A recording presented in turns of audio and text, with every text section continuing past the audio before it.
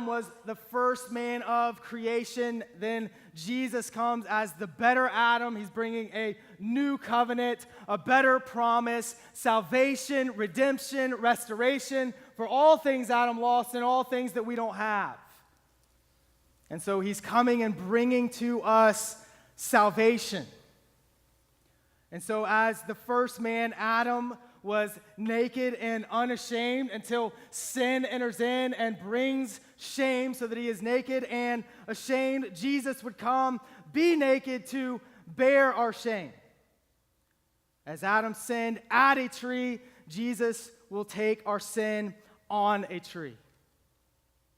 Adam's decision in the garden got us kicked out of the presence of God. Jesus' decision in the garden, as we will see this morning, brings us back into the presence of God. When Adam looked at the tree, he thought, I don't need God. I can do this on my own. When Jesus looks at the tree on Calvary from this garden, he shows us that God is all we need. But what it takes for that to occur will bring our King Jesus great agony. It came at a cost that was high.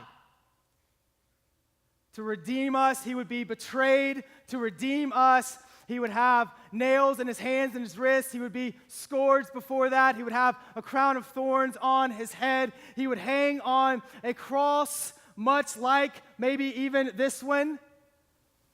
Maybe a little heavier than this one. We have one here, but there would be two others to either side of him. Those two would represent all of humanity, and those two are suffering the death that we deserve.